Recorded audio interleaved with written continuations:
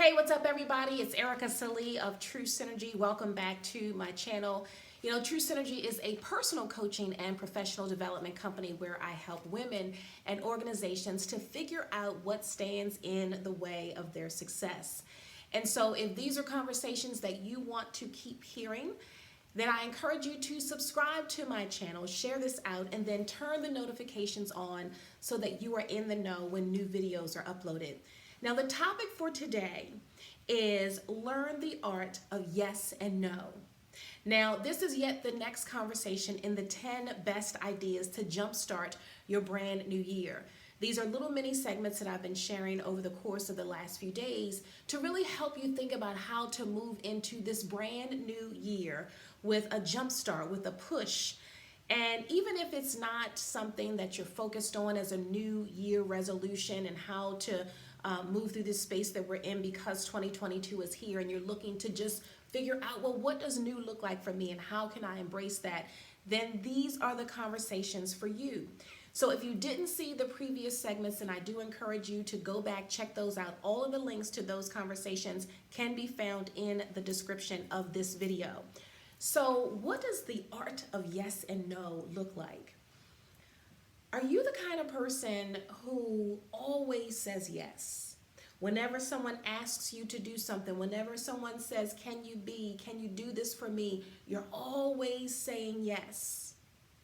If that is you, I know this conversation might be difficult to have, to listen to think about, because I know you're probably like, oh, well, you know, this person asked me and I just can't say no, and I really want to be a help. I always want to be there. I want to be seen as the person who's willing to do and to be and to go. I want to be liked. I want people to see me as the person who's always going to be there and be in their corner. Is that you?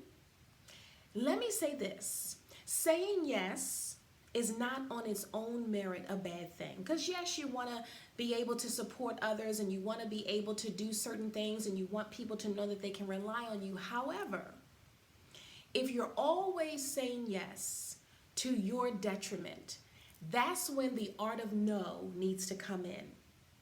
Now, I look at no in some cases as a form of self-care. Because when we say no, sometimes that means that we are now raising our needs and our level of importance, our level of rest to the forefront. When we learn to say no, it is in some cases us taking care of us. Because when we are always saying yes, that might mean that we're always on the go. That we're always doing something, we're always running, and every single hour of the day is accounted for by our yeses.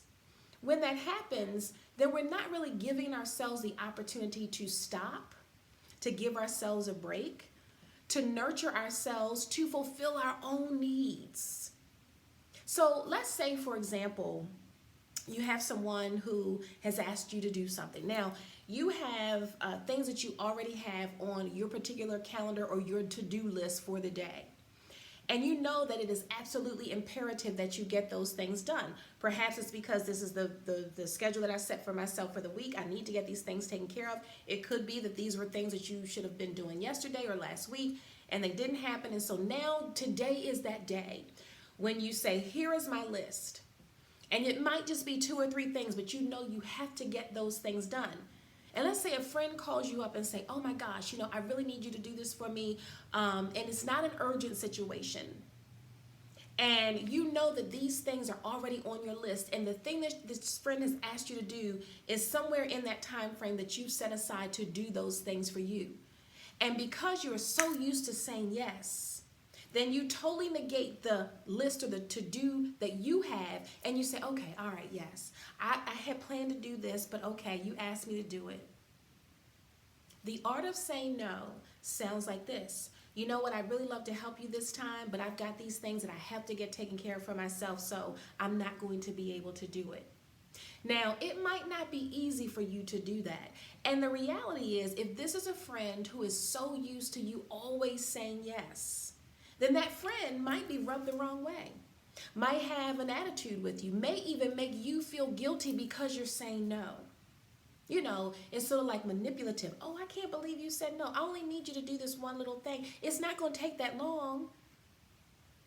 can't, but you always, I can always count on you. You're always the one to say yes. That might be that manipulation starting to seep in. And so then you get to decide, am I going to allow myself to be fed by the manipulation, or am I going to hold true to myself and honor the fact that, you know what, I get it, you're right, I'm usually the one you can always count on, but this right here requires my attention, and I've got to take care of these things.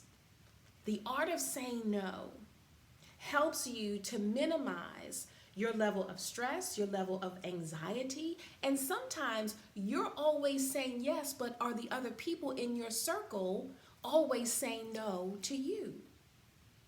So the art of saying no to someone else means that you're actually saying yes to yourself.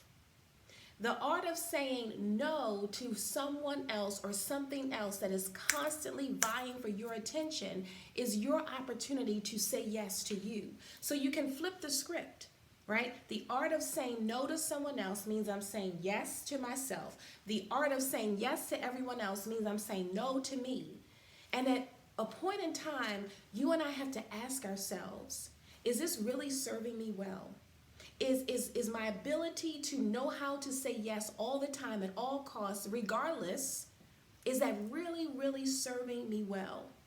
It doesn't mean that you have to shut down your yeses completely, but it might mean that you have to scale it back a little bit just so that you can begin to say yes to yourself. So think about that today. Is that you? Are you the person who is always, always, always, always, always meeting everyone else's needs and not honoring yourself? Are you the one who's always, yep, you can count on me. Yep, I'll be there. Yep, I got it. Yep, I can do that. Yes, you know it. And meanwhile, you're looking around and you're looking at yourself and you're like, well, what do I have to show for me? What do I have to show for what I'd like to get accomplished? I said this in an earlier video in this series, and I want to mention it again here because I think it's also relevant in this conversation too. I was listening to a conversation between two friends, and the friend was, saying yes to a person who was putting an event together, and she was really in there for her. Always there, showing up for meetings, and the day of the event, she's like there doing everything, running around, and she said, it's easy for me to do this for someone else. But when it comes to me putting in the effort for me, saying yes to me, I don't even know what that looks like. And so that's the risk. The risk is if I'm always saying yes to someone else's needs, what am I saying no to about my needs? And I know we think it's selfish sometimes to think about our needs, but the reality of it is it's selfish if we don't. So today I want you to learn a new art. I want you to pretend that you're taking out a canvas and you've got all of these beautiful paint brushes and colors to use, and you're thinking to yourself, if now the art of saying no to someone else means yes to me, then what am I painting on my own canvas? What kinds of things am I creating? What am I drawing? What am I making? What am I moving toward? That's the question. See, when you begin to say no to something else and you begin to say yes to you, there is no limit to what you can create. That's the beauty of this conversation. And I'm hoping that you can just take it and say, oh, wait a minute, let me reassess. When I'm asked to do something, when I'm asked to show up, be here, do this, what is my first response? And if my first response is always yes, then I need to figure out if I need to peel it back just a little bit and give it some thought. And even if you want to stop yourself before you say yes, you say, can I get back to you on that? Because then that gives you an opportunity to stop and say, if I do this, am I then sacrificing something else? Or is there something else of importance that I might need to put in front of this yes? See, can I get back to you is just a pause that allows you to go through those conversations with yourself in your head and figure out, okay, if I say yes, I'm saying yes because I've already thought about the other things, and if there's something else that impacts where I'm trying to go and the things that I'm trying to do. Hopefully that helps you to begin having that conversation right here, right now, at this appointed time. And if you say to yourself, hey, Ericka, I've watched the video, I've heard this, I've even gone back to look at the other videos in this series, the 10 best ideas to jumpstart your new year, and I have some questions. You might be sitting there thinking, I've heard all this, I'm trying to put it all together, I've cataloged it, I've subscribed, I've shared it out, but I've got some questions about what is meaningful to me. How can I move forward in my transformation journey? If that is you, then I'm encouraging you to go to my website, truesynergy.org, and all you have to do is reach out by hitting the little contact tab and sending me a message to say, hey, can we have a 30 to 45-minute discovery session so I can tell you what's going on in my space? And then maybe we can figure out if there is a partnership that works well for both of us. The only way we're going to find that out is if you reach out and we have that conversation. So I invite you to do that on this day. And until I see you again, I want you to take care of yourselves. I look forward to seeing you again real soon. Until I do, be well.